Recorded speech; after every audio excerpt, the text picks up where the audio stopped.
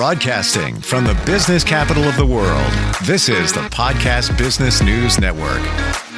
And welcome back, everybody. This gentleman has been with us quite a number of times and has provided so much insight on things that we truly take for granted. And that would be essentially everything around us, from transportation to housing, everything involved in the planning of a municipality. He spent many years as an urban and regional planner, University of Pittsburgh. He is our Man of the Year. Also provides a lot of insight for those looking to get into that career field, and we're going to dig into that today and more. Richard Golden Bickel Jr. joins us once again on the program. Hey, Richard, how you doing today? Okay, Steve. Thanks. Yeah, it's great to have you back on here. Last time we got together, and even the time before that, we sparked interest in students and those looking to get into the career of urban planning. And I'm going to start with an email we got last time we got together. This is Kyle in Weston, Virginia. He says, "Hello, I'm in 11th grade and looking at a career in urban planning or regional planning. Is on-the-job training offered in this field?" Well, if you become an intern at a planning office, that's one way to get education and experience, because you'll be seeing hands-on activities. But as far as training is concerned, the American Planning Association, which is a national organization of citizen and professional planners, provides training programs or videos, articles, things like that you could get involved with, especially if it's sponsored by the local chapter in your state, and they will publicize their own programs that tie into that. I don't know if you know the answer to this, and I'm out of the management area. I managed and broadcast, up until about maybe 6 years or so ago, internships and paid. So do you know if they are paid internships offered now? And I heard some things. I'm in the state of New York, but I've heard that if you're going to have somebody intern, they need to be compensated in some form. Any thoughts on that? I don't even know if you can answer that question. Well, whether it's a legal requirement or not, most internships are paid internships, and they'll start you at an hourly rate, and you're not working 100% of the time, but you should get compensated. And if you have to travel, they should cover that, including perhaps a meal that would be in the middle of the day or something. So there's so many different ways to do this that I would say you need to consult with an agency nearby or the State Department of Community Affairs or the State Department of Transportation and find out if they have internship programs that include compensation. Gotcha. I want to pivot over to something I'm sure that has been on your radar. And this is just to illustrate what happens here in terms of the back end of urban and even transportation planning. You're in the state of Pennsylvania. SEPTA apparently has been working on a certain bill, and it was just passed by the House yesterday, as a matter of fact. And it's $300 million for mass transit, all 67 counties of Pennsylvania. Are you familiar with this thing? Only from news accounts and articles. SEPTA was facing a budget crisis and came out with a plan to eliminate some rail lines and bus lines and cut back service, basically. And that threat, which would have been a reality given the lack of funding that they didn't have,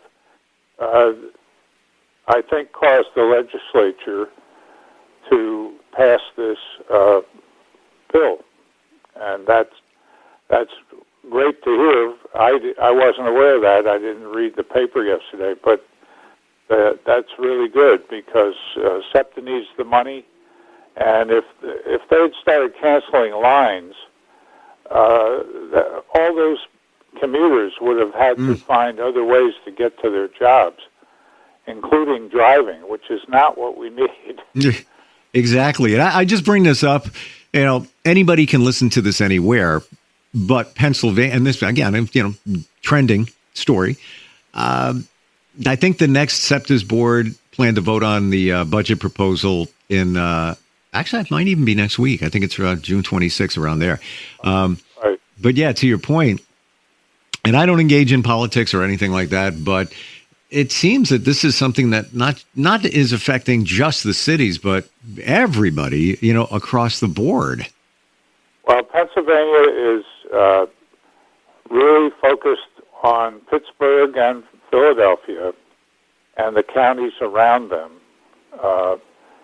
The middle part of the state has many smaller towns, including Harrisburg, the state capital, and the issue of rail service and public transit is a lower priority in some of those areas, and the highways are a higher priority, and that's where the money goes. And so the convincing always is Pittsburgh and Philadelphia have to convince the rural legislators who have other priorities that they need to think about allocating funds for the two major transit-oriented communities in their state. And it's sometimes a difficult sell. Well, if they didn't get the funding, I understand that they would have to, as you said, start cutting service. And I think the thing that people don't realize is once you start cutting service, you got to raise fares. So it affects everybody, right? In a downward spiral. And that's just it. Like if you're not affected by, let's say, a bus route that got canceled because of lack of funding, you may be affected by another bus route and the fares increasing or tolls increasing. And as a matter of fact, I have a friend and colleague, lives in Pittsburgh, and he drives to Long Island, New York, where I am, and we work together occasionally. He was just out here over the weekend. We were working on a video project, and he was telling me the biggest challenge, the biggest expense from there, Pittsburgh to Long Island, so you got to drive through New York City, is the tolls. He said it's just, I forget the number that he said that he has to pay, but it's upwards of like $100 in tolls by the time he gets to Long Island. Crazy. Yeah, the Verrazano Bridge is very expensive. Some of the other bridges are high. And, of course, we have the congestion pricing program now. And there are a lot of things that are out there that commuters need to think about. And yet I would still say taking public transit would be better than adding to the burdens on the local road system. And the congestion pricing program, according to the statistics I've seen in the paper, has helped reduce traffic on the adjacent roads, and it's overall helping.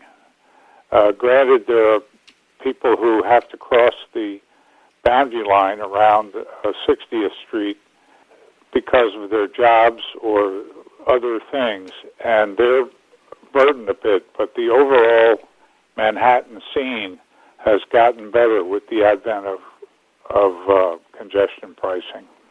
Looking at Pennsylvania and then looking at other states, other municipalities, are there differences? And I'm just bringing this up to illustrate, what goes on, the things that we don't realize, the rest of us. Well, in California, they were trying to build high-speed rail. It started a while back, and it's still trying to get off the ground. They started it with the rural valley area between L.A. and San Francisco, rather than starting at one end or the other. And I guess they thought that would be the path of least resistance. They'd have that up and running. But given the funding problems and the not in my backyard reactions of some communities where the line would go, it's been delayed and delayed. So it may be 10 years away, whereas it was initially proposed to open around now. What are your overall thoughts with high-speed rail service? Well, I think it's great. It works in other countries. The Japanese, the Europeans, they've done wonders with it. However, it's very expensive as an infrastructure project, especially if you don't have much in the way of existing infrastructure. And that's, again, a deterrent. The things that people dream about are wonderful, but the realities of implementing it and the infrastructure improvements and the cost and delay are what often kills some of these good ideas. If you were to look back, and this is, very much your life. I mean, you're not active in the field at this time, but you're still plugged into all of it. If you were to go back, let's say 25 years, and I'm talking broadly here, from financial, politics, if you will, technology changes. What has really changed when it comes to urban planning in the last 25 years? What stands out for you? I think the advent of new technology, both in the office and in implementing projects, has been one big factor. The continuing funding crisis is just that. It's ongoing. And new ideas like congestion pricing offer some rays of hope, as well as the concept of affordable housing, which is needed, and the idea that we have to build to accommodate the needs of growing communities, and that's why comprehensive plans, which are prepared with a 20-year horizon, need to be maintained and even updated to accommodate different priorities. Electric vehicles sounded like the wave of the future.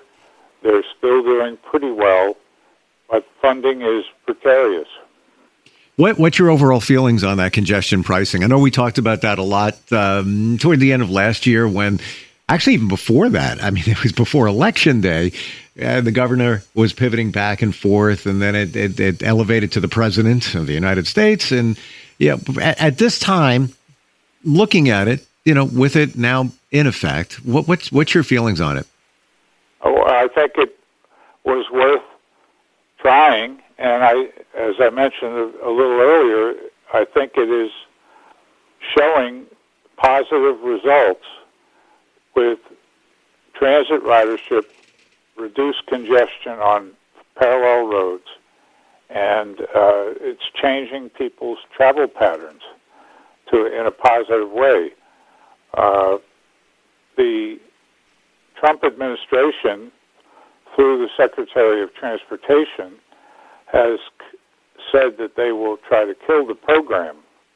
But I think it's proven that it shouldn't be eliminated. It should be continued, and if necessary, make adjustments to accommodate some of the issues that have arisen. Nothing sweeping like that can be implemented without some amendments. But to throw it out just because of a policy change is disappointing.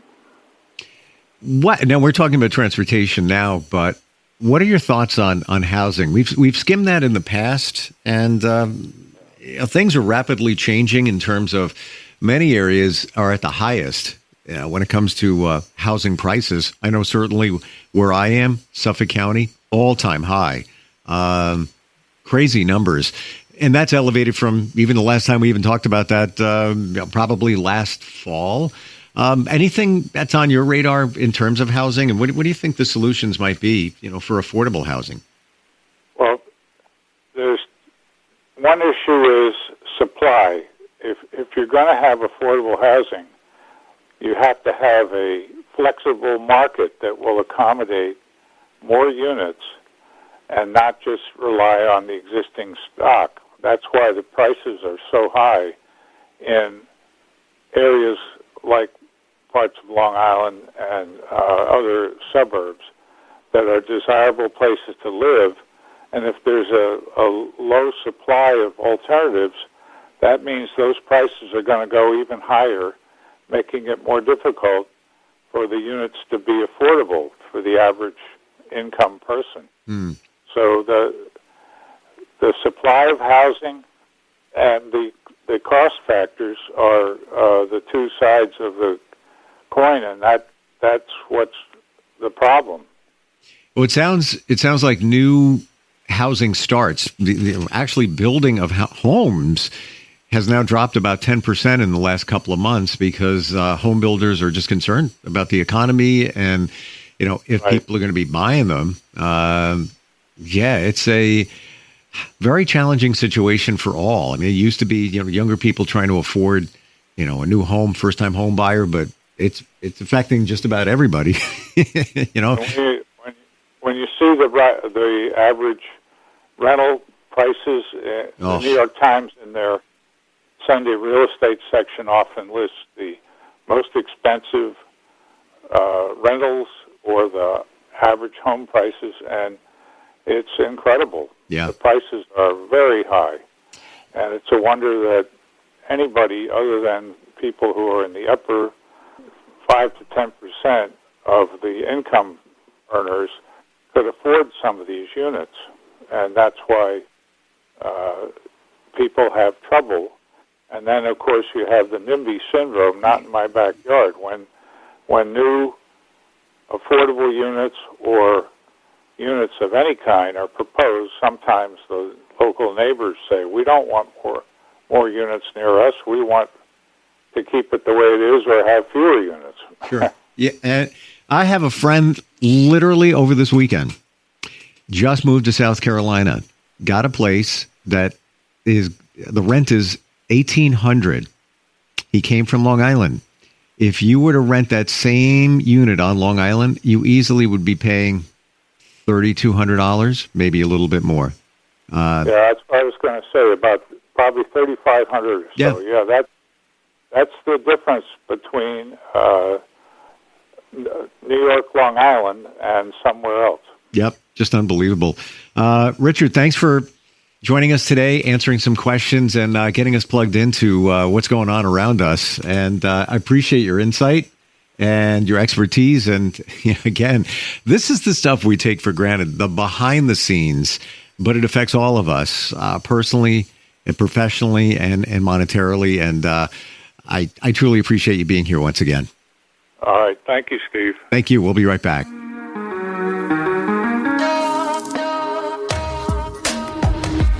Broadcasting from the business capital of the world, this is the Podcast Business News Network. For nearly 2,000 severely injured veterans, everyday life has become filled with barriers. Day-to-day simple tasks can become pretty daunting. I have to carry my chair up 2 flights of steps or have somebody do it for me. What scares me the most is just the falling. When I'm struggling with my house, I think, to have that one great barrier just knocked down, it's crucial. Home for Our Troops is a wonderful nonprofit that builds a mortgage-free, fully adaptive, handicap-accessible house. And there's no catch. It'll be our very first home that we've ever owned. This is a game changer. This is where your life begins again. We need you to join us in completing this important mission. Please visit hfotusa.org and help build homes and rebuild lives. Because of you, everything's going to be okay.